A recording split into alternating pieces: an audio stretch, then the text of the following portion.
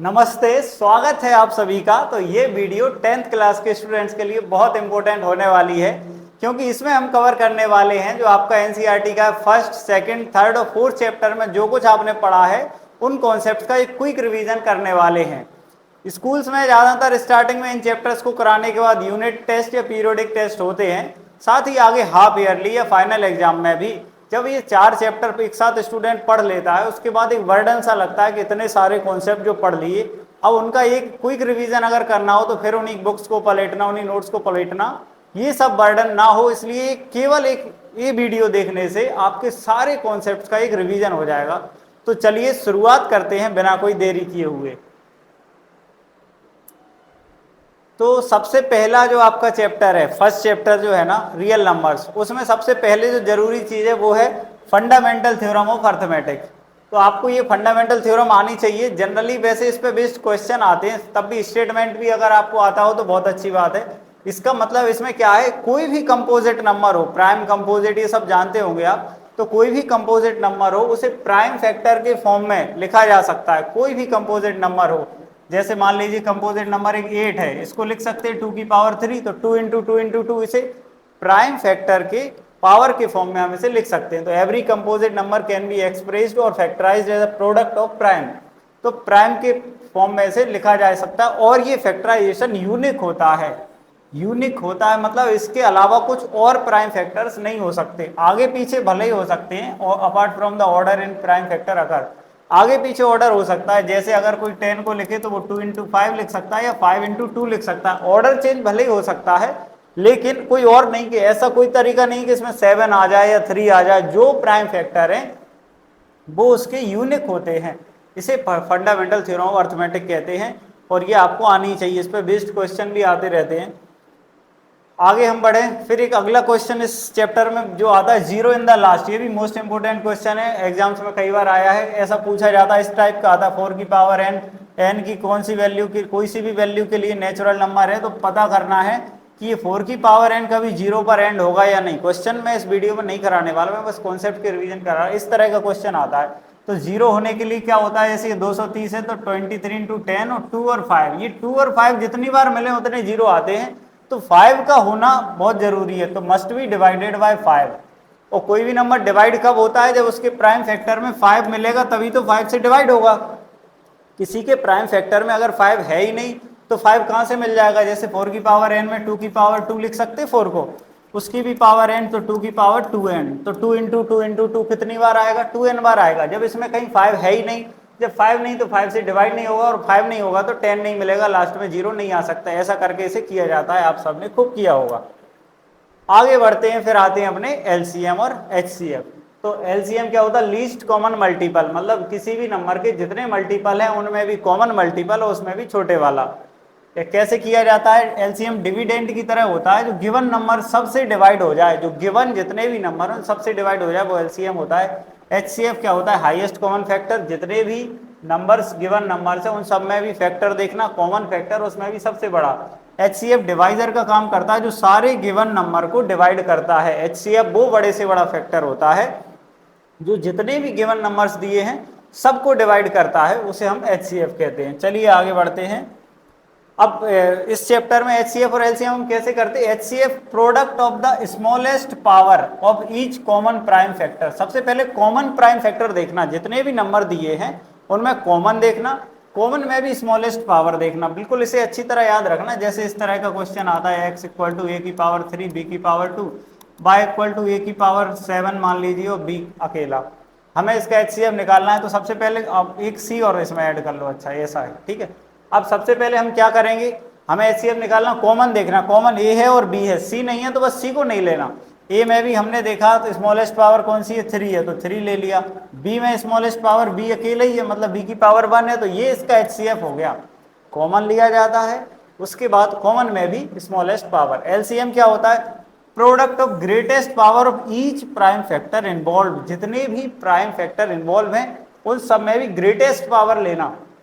तो कौन कौन इन्वॉल्व है, ए है, बी है और सी है, तो सबको लेंगे, ए भी लेंगे, बी भी लेंगे और सी भी लेंगे। उसमें भी ग्रेटेस्ट, ए की ग्रेटेस्ट 7, बी की ग्रेटेस्ट 2 और सी अकेला, ये इसका एलसीएम हो गया। तो एलसीएम और एचसीएफ हमें इस फॉर्म में ऐसे इसको करना आना ही चाहिए इस चैप्टर में। ये बहुत इंपॉर्टेंट, इस पे तो क्वेश्चन आता ही आता है एमसीक्यू में कभी ना कभी।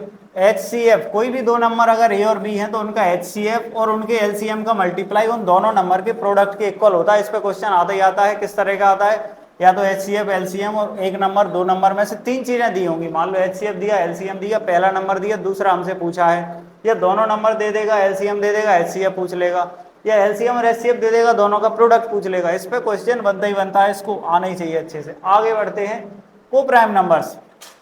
को प्राइम नंबर्स क्या होते हैं?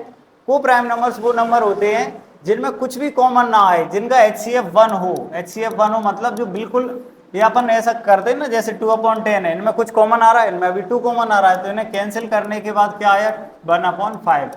तो 1 और 5 अब इनमें कुछ भी कॉमन नहीं आ रहा है, अब इनमें कुछ भी, तो इन्हें कहते हैं को प्राइम नंबर।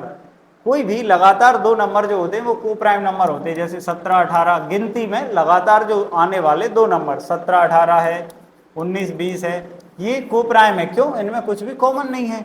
को प्राइम वो नंबर जिनमें कुछ और कॉमन ना आए 1 के अलावा, या उनका हाईएस्ट कॉमन फैक्टर 1 हो। इनकी भी जरूरत पड़ती है इर्रेशनल प्रूफ। एक थ्योरम फिर हमने पढ़ी है इस चैप्टर में, इर्रेशनल प्रूफ करने में ये दोनों चीजें काम आती हैं, को प्राइम नंबर और इर्रेशनल प्रूफ करना। तो तुम्हें पता ही है कि इस चैप्टर का एक बहुत ही इंपॉर्टेंट क्वेश्चन है। हर साल इर्रेशनल प्रूफ करना तो आता ही, ये प्रूफ करोगे, √2 इर्रेशनल, √3 इर्रेशनल, इस तरह का क्वेश्चन आता ही आता है। ज्यादा लोड नहीं लेना, सब हो जाएगा है। तो जो थ्योरम क्या है कि अगर p प्राइम नंबर है और p a स्क्वायर को डिवाइड करता है तो p a को भी डिवाइड करेगा। ये थ्योरम है। p अगर a स्क्वायर को डिवाइड करता है तो p a को भी डिवाइड करेगा। इसे कई एग्जांपल से आप देख सकते हैं, इसमें बस इतना ही बताएंगे। अब प्रूफ करने को आता है √2 इरेशनल, इस तरह का क्वेश्चन आता है, इसे आपको आना चाहिए। कॉन्ट्राडिक्शन मेथड से इसे करते हैं, √2 = a/b, इस तरह का मानते हैं, जहाँ a और b को प्राइम है। जल्दी से क्विक रिवीजन हम कर रहे हैं बस। तो b√2 इधर क्रॉस मल्टीप्लाई करके दोनों तरफ स्क्वायर करते हैं।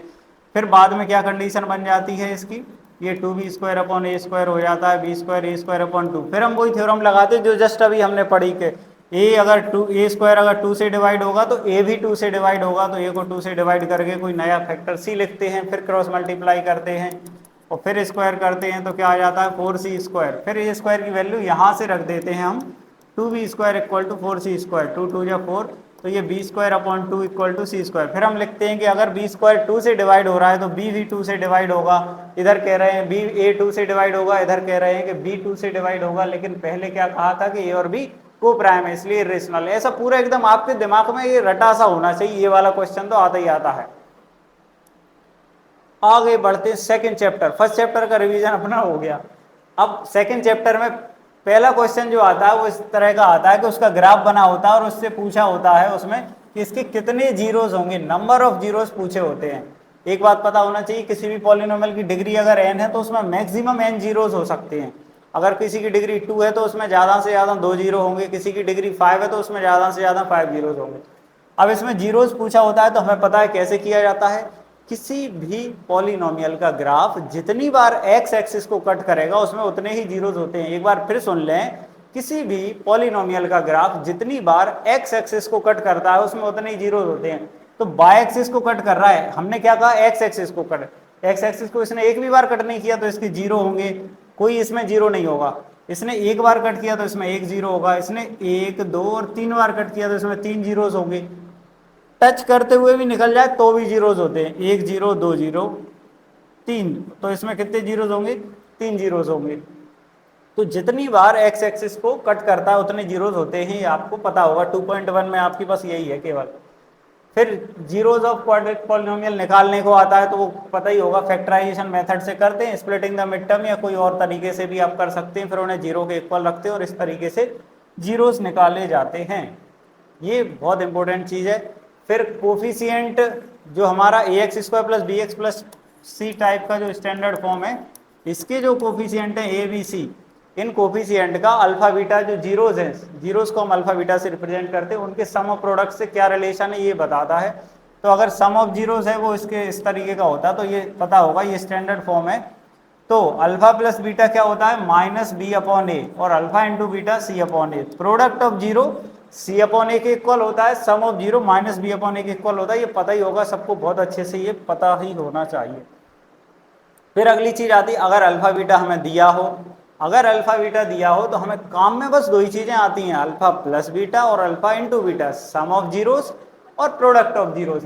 तो क्वाड्रेटिक पॉलिनोमियल बताना है, मान लो अल्फा और बीटा क्वेश्चन में दिए हैं, तो अल्फा बीटा क्वेश्चन में दिए हैं और हमें बताना है कि पॉलिनोमियल क्या होगा, तो उसका फॉर्मूला है x square minus alpha plus beta x plus alpha beta, या x square minus sum of zeros alpha plus beta यानी sum of zero x plus product of zero, साथ में के लगा देते हैं। के का मतलब है कि यहाँ के की वैल्यू कुछ भी हो सकती है, और ऐसे इनफाइनाइट पॉलिनोमियल होते हैं। हमें पता है अल्फा और बीटा किसी के जीरोज हों, ऐसे कितने, एमसीक्यू में ये भी पूछ सकता है, किसी के अल्फा और बीटा जीरोज हों, ऐसे कितने पॉलिनोमियल हो सकते, तो इनफाइनाइट हो सकते। कोई पूछे 2 और 3 जिसके जीरोज हैं, ऐसे कितने पॉलिनोमियल है, तो इनफाइनाइट पॉलिनोमियल है, क्यों के की वैल्यू अलग अलग हो सकती है और बहुत सारे ऐसे पॉलिनोमियल हो सकते हैं। एक बात इसमें ध्यान रखना, कई बच्चे इसमें गलती कर देते हैं, अल्फा प्लस बीटा और अल्फा इंटू बीटा ये है अपने काम का, यहाँ रखना।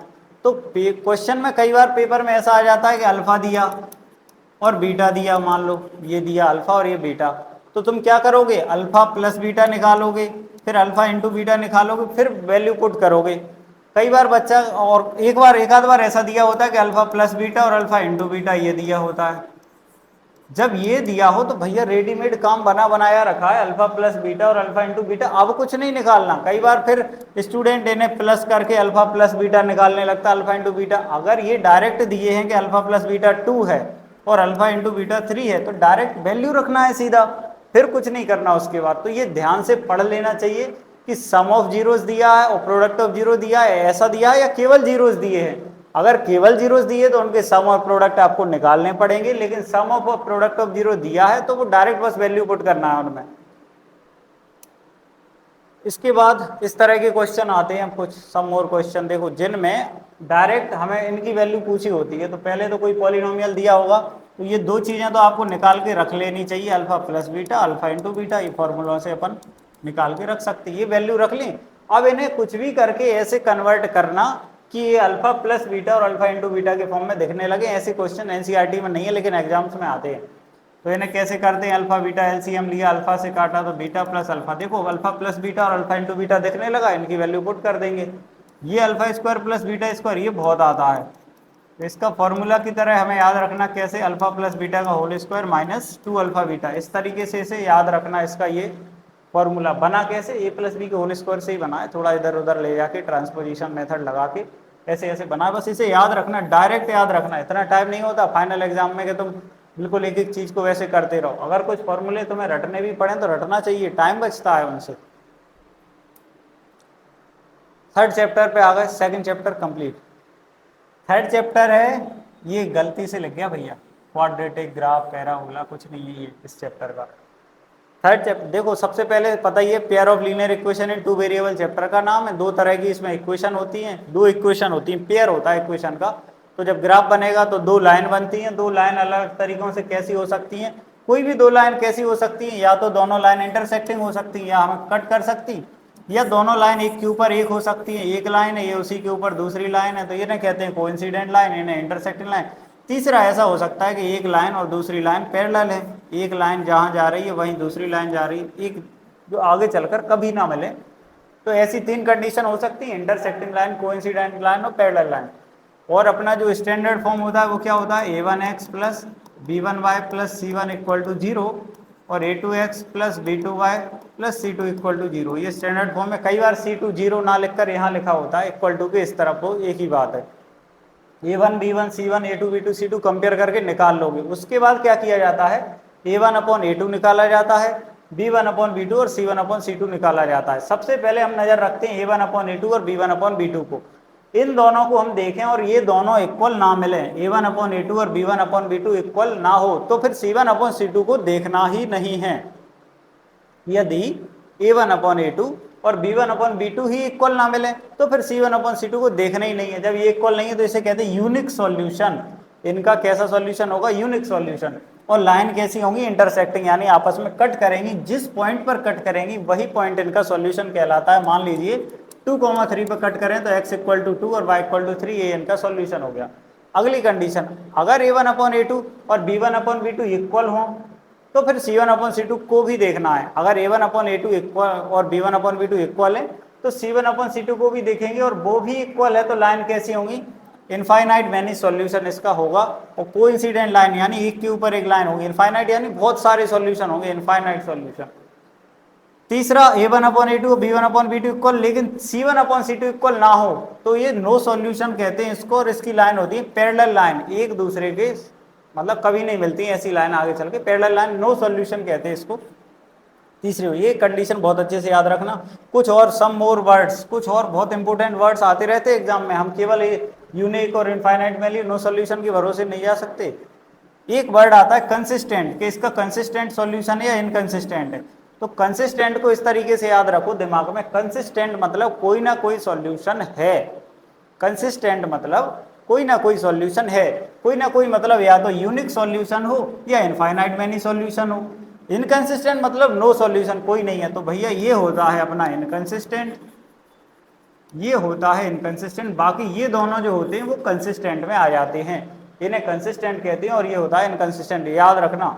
अगला आता है डिपेंडेंट पेयर ऑफ सॉल्यूशन, ये भी मोस्ट इंपोर्टेंट वर्ड है, कई बार एग्जाम में आ चुका है। डिपेंडेंट पेयर ऑफ सॉल्यूशन ये आता है coincident line, infinite many solution, इसे डिपेंडेंट पेयर ऑफ सॉल्यूशन भी कहते हैं। तुम याद रखने के लिए ऐसे कर सकते हो, अगर तुम्हें ऐसा लगे कि भूल ना जाए तो डिपेंडेंट के लिए देखो, कोइंसिडेंट लाइन का ग्राफ कैसा होता है, एक के ऊपर एक लाइन, एक लाइन उसके ऊपर दूसरी लाइन, एक लाइन दूसरे पर डिपेंड है, ऐसा इस तरीके से याद रख सकते हो। डिपेंडेंट पेयर ऑफ सॉल्यूशन मतलब एक लाइन के ऊपर दूसरी line, coincident line, infinite many solution और A1/A2 तीनों इक्वल। ये बहुत इंपॉर्टेंट चीज है, इस पर बहुत क्वेश्चन बनते हैं।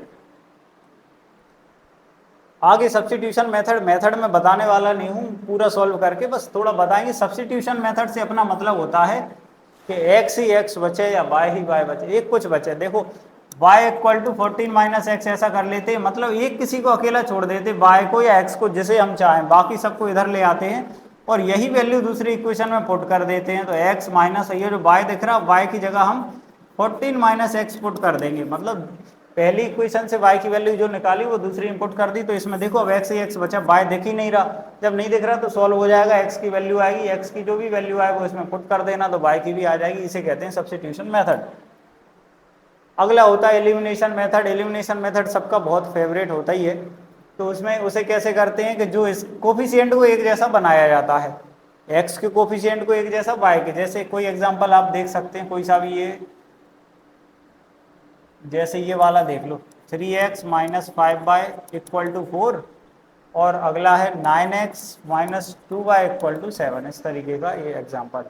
तो मान लीजिए किसी का मन करे कि हमें ये y को एक जैसा बनाना है, जब इन्हें एक जैसा बनाना तो इसका जो कोफिशिएंट है 2 उसका मल्टीप्लाई यहाँ होगा, और इसका जो कोफिशिएंट है 5 उसका यहाँ होगा। एक बात ध्यान रखना, कुछ बच्चे साइन के साथ मल्टीप्लाई करते, साइन के साथ नहीं करना, केवल डिजिट। जैसे ये 2 माइनस का है तो इधर -2 का मल्टीप्लाई नहीं करना, केवल 2 का करना। इधर 5 माइनस का है तो केवल 5 का करना, साइन के साथ नहीं करना, नहीं सब उलट पुलट हो जाएगा। तो ऐसा करने पर ये देखो आगे चल के 2 × 5 = 10y बनेगा माइनस का, ये 5 × 2 = 10y बनेगा, ये भी माइनस का, और ये 2 × 3 = 6 तो है ही, ये जो कुछ भी है। अब इधर देखे जाते हैं, अगर साइन इनके एक जैसे हैं तो फिर सब्ट्रैक्ट करना, क्योंकि हमें काटना, हमारा उद्देश्य क्या है कि इन्हें काटना है। तो आगे अगर साइन पहले से एक जैसे हैं तो इन साइन को बदलना, साइन को बदलेंगे सब्ट्रैक्ट करके साइन से जो, लेकिन अगर साइन अलग अलग हो, मान लो ये प्लस का होता है तो कुछ नहीं करना, फिर जोड़ना ताकि ये कट जाए। ऐसा सब्स्टिट्यूशन मेथड होता है, सब जानते ही होंगे। थोड़ा इसमें समझदारी दिखाया करो कभी कभी। जैसे ये वाला क्वेश्चन है, मान लो इसमें 3x + 4y लिखा, 2x - 2y लिखा। अब किसी का मन करे कि मुझे y को एलिमिनेट करना है तो वो 4 का मल्टीप्लाई यहाँ करेगा, 2 का यहाँ करेगा, ऐसा नहीं करना। हमें पता है ये तो 4 है ही, और इसे भी 4 बना सकते हैं, अकेला इसमें 2 का मल्टीप्लाई कर दें तो अकेले इस इक्वेशन में 2 का मल्टीप्लाई करके थोड़ा इजीली हो सकता है। तो ऐसे दिमाग लगाते हुए एलिमिनेशन मेथड करना। कुछ और क्वेश्चन, ये भी बहुत इंपॉर्टेंट क्वेश्चन है इस तरीके का। इसमें क्या यूनिक सॉल्यूशन, जो अभी पढ़े थे अपन ने, यूनिक सॉल्यूशन, इनफाइनाइट मैनी और नो सॉल्यूशन, इस तरह के आता है। और इसमें एक आध पूरी इक्वेशन में कहीं पे कांस्टेंट वेरिएबल दे देते हैं, या तो p दे देंगे या k दे देंगे, कि अगर यूनिक सॉल्यूशन है तो p की वैल्यू बताओ या k की वैल्यू बताओ। तो इन्हें कैसे किया जाता है, A1/A2 करोगे, फिर B1/B2 करोगे, और C1/C2, तीनों को इक्वल करना। कब करना तीनों को इक्वल, जब इनफाइनाइट मैनी सॉल्यूशन हो तब करना, जब यूनिक सॉल्यूशन हो तो हमें पता कंडीशन पता ही, शुरू की दो को नॉट इक्वल करना, और जब नो सॉल्यूशन है तो लास्ट वाले को नॉट इक्वल करना। तो कैसे किया जाता, अगर मान लो यूनिक सॉल्यूशन है तो शुरू के दो को नॉट इक्वल करना, C1/C2 की जरूरत तो होती नहीं। फिर इन्हें सॉल्व करने के बाद मान लो P नॉट इक्वल टू -7 आया, मान लो ये आया, तो तुम आंसर लिखोगे P की वैल्यू क्या है, ऑल रियल वैल्यूज एक्सेप्ट -7, -7 को छोड़कर सारी रियल वैल्यूज। अगर इनफाइनाइट मैनी सॉल्यूशन आया तो ये ऐसी तीन इक्वेशन बनेंगी, तो स्टार्टिंग की दो को सॉल्व करो, लास्ट की दो को सॉल्व करो, उनके बाद जो कॉमन आए वो अपना आंसर होता है। इन दोनों को लेने के बाद यहाँ से एक P की वैल्यू आएगी, एक यहाँ से आएगी, तो दोनों में जो कॉमन वैल्यू है वो आंसर होता है। और एक इनफाइनाइट नो सॉल्यूशन में क्या होता है, इधर नॉट इक्वल होता, तो स्टार्टिंग के दो को सॉल्व करना, लास्ट के दो को सॉल्व करना, उनके बाद जो कॉमन आए वो आंसर होता है। आंसर कॉमन वैल्यू होती है। इस तरह के क्वेश्चन बहुत आते हैं। आगे इस तरीके का अगर आ जाए, अब तो एनसीईआरटी में नहीं देखते उतने, तो 1/x इसे ऐसे किया जाता है, 1/x को p लेट कर लो, 1/y को q लेट कर लो, तो इक्वेशन ठीक ठाक लगने लगती है। 2p हो जाएगा, ये 3q हो जाएगा इक्वल टू 13 हो। कुछ बच्चे इसमें ऐसी गलतियां करते हैं, अगर देखो 1/2x लिखा, 1/3y लिखा इक्वल टू, तो 1/x को तुमने अगर p लेट किया है तो क्या होगा, ये होगा p/2। कुछ लोग इसे 2p लिख देते हैं, 2p नहीं होगा ये, हमने 1/x को p लेट किया है ना, तो वो p हो गया, लेकिन 2 तो नीचे है तो वो नीचे ही रहेगा ना, वो ऊपर नहीं जाएगा। तो ऐसे इन्हें PQ में इक्वेशन बन गई, ऐसे ये भी PQ में बन जाएगी, 5p - 4q इक्वल टू -2। और P और Q में जब दोनों बन गई तो इन्हें सॉल्व करना है, ऐसे इन्हें किया जाता है। एक इस तरह का क्वेश्चन दिखता है कई बार, जिसमें जो इधर नंबर लिखा हो वो इधर लिखा होता है, जो इधर लिखा हो वो इधर लिखा होता है।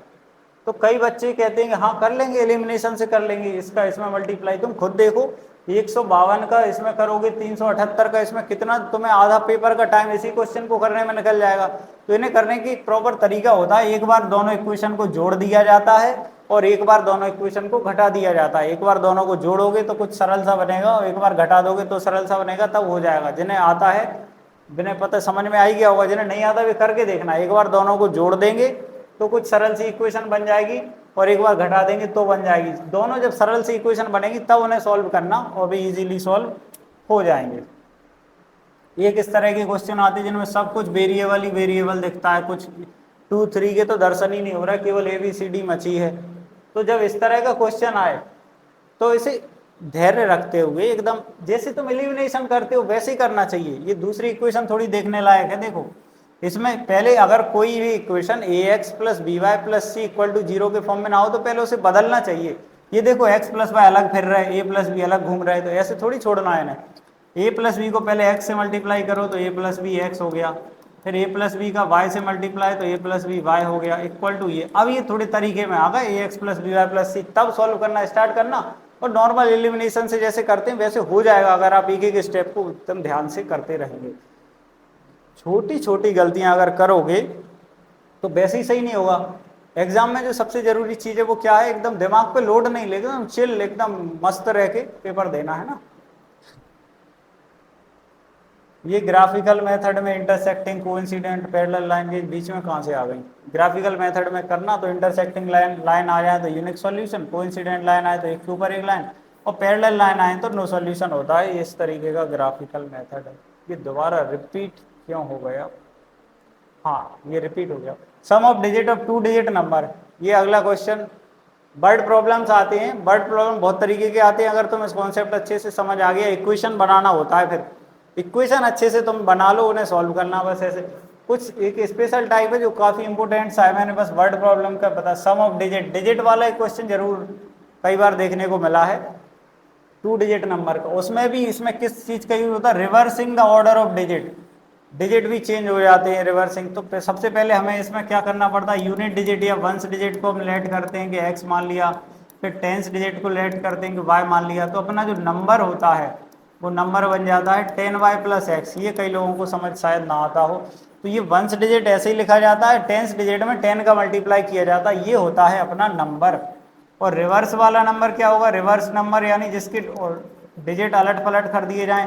तो जो वंस डिजिट है वो टेंस बन गया, टेंस वंस बन गया, तो ये 10x + y ये रिवर्स नंबर है। ऐसी तैयारी करके पहले से ही रखी जाती है इस क्वेश्चन में, ये नंबर ये रिवर्स। एक चीज का ध्यान रखा करें, कुछ बच्चे इसमें क्या गलती करते, जब डिजिट वर्ड आए कि डिजिट की बात हो रही तो केवल x और y सोचना, तब 10y लेकर नहीं चलना, लेकिन जब नंबर की बात आए तो पूरा ये है नंबर, जब रिवर्स नंबर की बात आए तो ये है रिवर्स नंबर, जब डिजिट की बात आए तो केवल x और y है डिजिट, ना कि 10y 10y, ऐसा कुछ नहीं। तो डिजिट आए तो xy लेना, नंबर रिवर्स नंबर आए ये करना, बाकी सॉल्व करना। शायद ये थर्ड चैप्टर हो गया।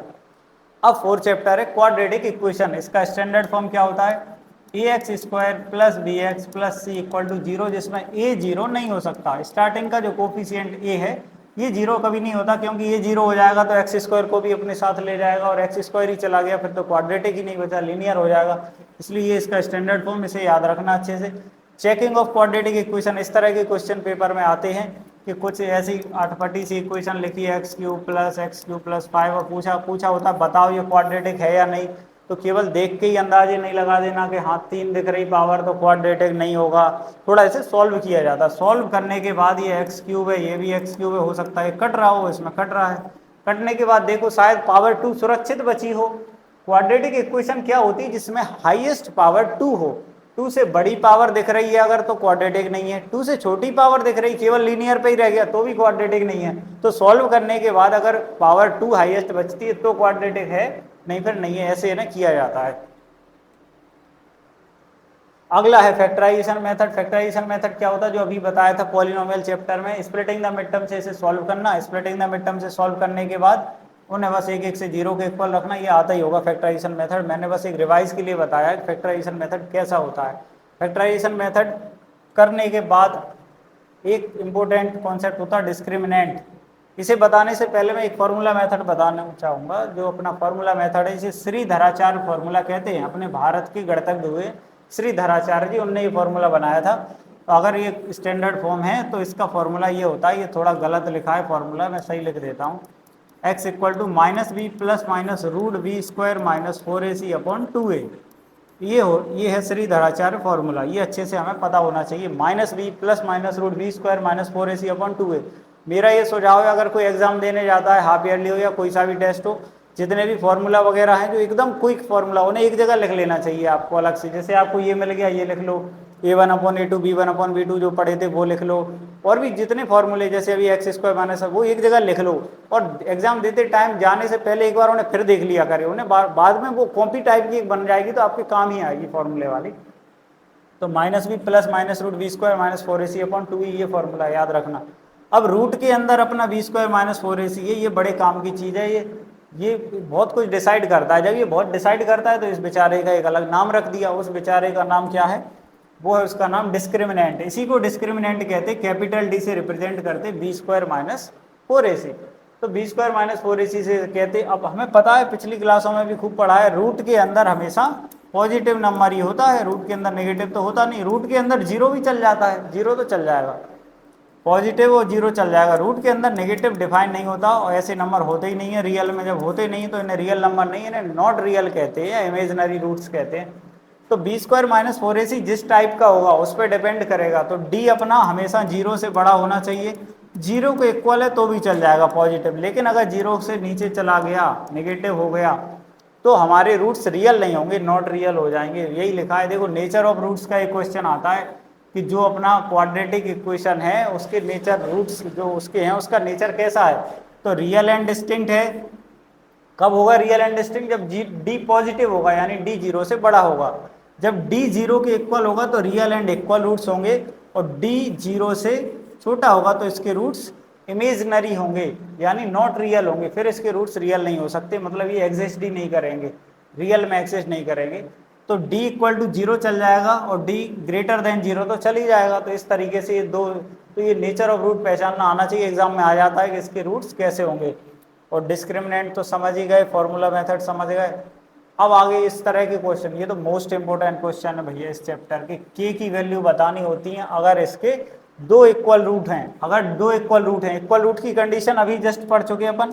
इक्वल रूट की क्या कंडीशन है, इक्वल रूट की कंडीशन है रियल एंड इक्वल की, कि डी जीरो के इक्वल होना चाहिए। इक्वल रूट की कंडीशन है डी जीरो के इक्वल होना चाहिए। डी मतलब क्या, बी स्क्वायर माइनस 4ac, ये जीरो के इक्वल होना चाहिए। तो ये क्वेश्चन तो बहुत आता है के वाला, के बीच में एक आध के फंसा देते हैं और पूछते हैं कि अगर इसके रूट्स इक्वल हैं तो k की वैल्यू बताओ, तो तुम्हें क्या करना है, पहले तो कंपेयर करना है x square plus B x plus c से एबीसी की वैल्यू निकालना, बी स्क्वायर माइनस 4ac यानी d को 0 के इक्वल रखना, लिख देना 4 इक्वल रूट्स।